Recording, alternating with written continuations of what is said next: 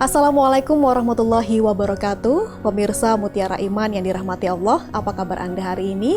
Semoga senantiasa dalam lindungan Allah Subhanahu wa taala. Saudara, Islam banyak mengajarkan kita beragam hal. Salah satunya adalah bagaimana seharusnya seorang muslim mencintai negaranya. Dalam syariat Islam disebutkan bahwa hubbul waton minal iman. Mencintai negara ataupun mencintai tanah air adalah sebagai bentuk keimanan kita. Hal ini memahamkan kita semua bahwasanya mencintai tanah air tidak hanya sekedar bentuk nasionalisme ataupun patriotik semata. Lebih dari itu menjadi bagian juga wujud keimanan kita kepada Allah Subhanahu wa taala. Di tengah kehidupan berbangsa dan bernegara, terutama dalam menjaga keutuhan dan kedamaian tanah air, nilai-nilai ini menjadi cukup penting. Maka dalam episode Mutiara Iman kali ini kita akan menggali lebih jauh dan lebih dalam bersama dengan narasumber yang kompeten di bidangnya dalam Mutiara Iman hanya di Kompas TV.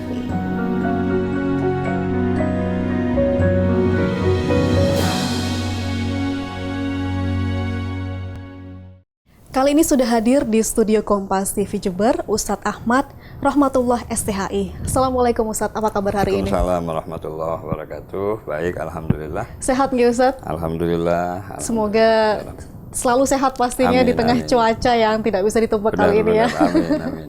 Terima kasih sudah hadir dan bergabung bersama kami di Mutiara Iman tentunya. Dan tema kita ini begitu relevan dengan kehidupan sehari-hari begitu ya Ustadz ya. Hubbul waton minal iman, mencintai tanah air ini tidak hanya sekedar kita bangga menjadi masyarakat Indonesia, tetapi juga ada tanggung jawab besar bagaimana kita bisa berkontribusi untuk bangsa dan negara begitu. Ya, benar. Sebelum kita melanjutkan diskusi yang menarik nantinya, saya persilahkan kepada Ustadz Ahmad untuk menyampaikan tausiah pengantar. Disilakan. Assalamualaikum warahmatullahi wabarakatuh. Waalaikumsalam warahmatullahi wabarakatuh. Alhamdulillah, wassalatu wassalamu ala rasulillah, la hawla wa la quwata illa billah, amma ba'du. Mari kita ungkapkan syukur dulu kepada Allah Subhanahu wa ta'ala atas nikmat yang dianugerahkan kepada kita, nikmat iman, nikmat Islam, nikmat kita dilahirkan, dibesarkan di negeri Kemah Ripah Lojinawi ya. Jadi hubbul waton minal iman, cinta tanah air adalah sebagian dari iman. Jadi sebetulnya hubbul waton minal iman itu bukan sebuah ungkapan hadis. Hadis itu ma'udhifah ilan Nabi SAW, sesuatu yang disandarkan kepada Nabi dari ucapan beliau, wa fi'lin atau perbuatan beliau, atau ketetapan beliau. Jadi ungkapan hubbul waton sebetulnya bukan hadis, cuma maknanya tidak kalah penting adalah juga merupakan masyru'iyah. Masyru'iyah maksudnya adalah disyariatkan dalam agama. Baik. Tapi tentang redaksi tersebut bukanlah sebuah hadis. Baik, Ustaz. Jadi memang di dalam surah An-Nisa ayat 66, a'udzubillahi minasyaitonirrajim, walau anna katabna alaihim an iqtulu anfusakum aw ikhruju min diyarikum ma fa'aluhu illa qalilum minhum. Ini kurang lebih artinya, jadi Allah berfirman kepada orang-orang munafik dalam hal ini, seandainya mereka diperintahkan untuk bunuh diri misalkan, atau mereka keluar dari negeri mereka, ma fa'aluhu, niscaya mereka tidak akan melakukan hal itu. Karena dua hal itu merupakan hal yang berat untuk dilakukan. Jadi dalam tafsir Al-Munir fil Aqidah Wasyariah wal Minhaj ya, yang ditulis oleh Syekh Wahbah Zuhaili, ayat ini mengartikan atau mengisyaratkan bahwasanya ada tabiat manusia itu mencintai negerinya. Jadi ayat ini adalah imaun ilal hubbil waton. Jadi isyarat bahwasanya manusia itu tabiatnya adalah mencintai negerinya, mencintai tanah kelahirannya.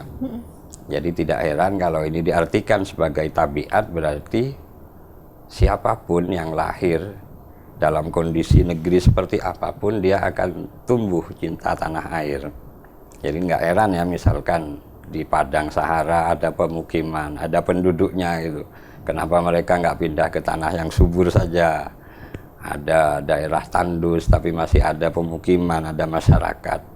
Jadi nggak heran kenapa mereka nggak pindah ke tanah yang subur misalkan, tanah yang aman, tanah yang sejahtera. Ya karena itu adalah tabiat kemanusiaan.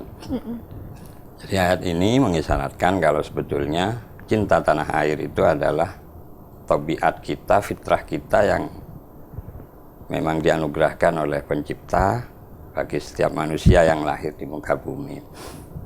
Atas ada memang Rasulullah sendiri mencontohkan ya, yang sempat direkam oleh sahabat Anas.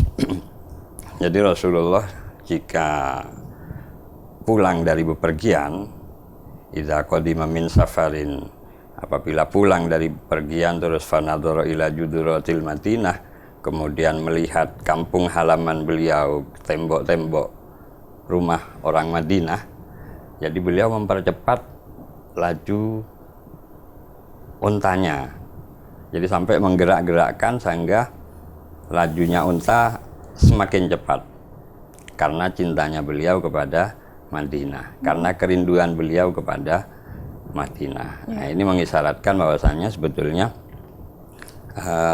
cinta kepada tanah kelahiran, tanah air itu juga dimiliki oleh Rasulullah, juga dilakukan, juga dirasakan oleh Rasulullah kepada tanah air beliau yang dalam hal ini Makkah dan Madinah. Ya. Jadi dalam tiga kitab besar, tiga kitab besar yang mensyarahi hadis ini kan tersebut dalam kitab Al-Jami'us Shahih. Al-Jami'us Shahih itu ashahul kutub ba'dal Quran. Ashahul kutub ba'dal Quran maksudnya adalah kitab yang paling sahih setelah Al-Quran. Karena isinya adalah hadis, penjelasan dari Nabi, di mana posisinya hadis ini kedua ya, setelah Al-Quran karena dia penjelasan dari Al-Quran. Terus kitab Jami'us Shahih ini sudah melalui validasi oleh penulisnya. Jadi hadis oleh oleh Imam Bukhari diteliti satu-satu siapa yang meriwayatkan, dan kemudian beliau kumpulkan dalam Al-Jami'us Shahih, sehingga ulama mengatakan bahwa kitab Al-Jami'us Shahih ini adalah ashahul kutub ba'dal Quran. Yang saya sebutkan tadi itu dijelaskan oleh Fathul Bari, ada lagi Umdatul Qori, ada lagi At-Tausyih. Nah, tiga kitab ini menuliskan hadis tersebut adalah dalalah ala fadlil Madinah, adalah petunjuk bahwa Madinah itu adalah kota yang utama gitu. Nah, yang kedua adalah masyru'iyah ala hubbil waton, disyariatkannya cinta kepada tanah air.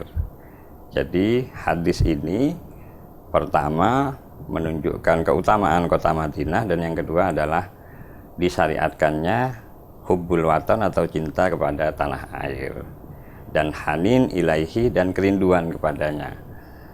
Jadi berarti hubbul waton, cinta kepada tanah air, merupakan satu tabiat kita, yang kedua adalah masyru'iyah atau disyariatkan dalam agama.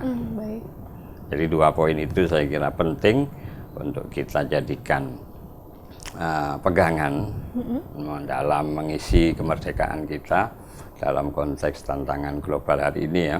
Nah, dalam konteks kita bernegara di Republik Indonesia, tidak sedikit ya para ulama, para guru dari kalangan kiai mewujudkan cinta mereka dalam sejarah perjuangan kemerdekaan, dalam mempertahankan kemerdekaan Indonesia, seperti halnya yang dilakukan mungkin di Sumatera ada yang namanya Tuanku Imam Bonjol, kalau di Jawa ada Pangeran Diponegoro, ada di akhir-akhir dia pasca kemerdekaan ada Kiai Hasyim Asy'ari dan lain sebagainya, yang kita kenal mungkin kita peringati sebagai Hari Santri tanggal 22 Oktober itu karena beliau Kiai Hasyim Asy'ari mengeluarkan fatwa jihad, resolusi jihad agar setiap umat Islam, laki-laki dan perempuan, untuk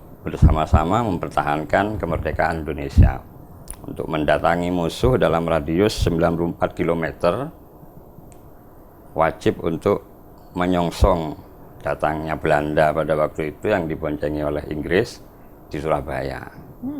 Nah, ini sudah cukup bagi kita untuk menjadi contoh bagaimana kita mengekspresikan, menumbuhkan cinta kita kepada tanah air kita, yang tidak semua bangsa-bangsa dianugerahi dengan tanah air seperti Indonesia. Iya. Baik, menarik sekali terkait dengan hubul watan minal iman. Namun, apakah jika pandangan beberapa Muslim ini memahami bahwasanya prioritas antara agama dan cinta tanah air ini berbeda, bagaimana menghadapinya, Ustadz? Mungkin kerap kita menemukan paham-paham radikal begitu ya, Ya. mengutamakan agama, namun juga ini bisa merusak keutuhan negeri masyarakat di tanah air kita. Bagaimana, Ustadz? Dalam beberapa poin dalam fatwa jihad Kiai Hasyim Asy'ari tertulis bahwa tidak akan tercapai kemuliaan Islam itu di negeri-negeri jajahan. Artinya, ketika negeri kita terjajah, agama kita tidak bisa mulia. Agama kita terinjak-injak. Iya. Jadi bagaikan mencintai agama dengan mencintai negara adalah setali mata uang, jadi nggak bisa dipisahkan.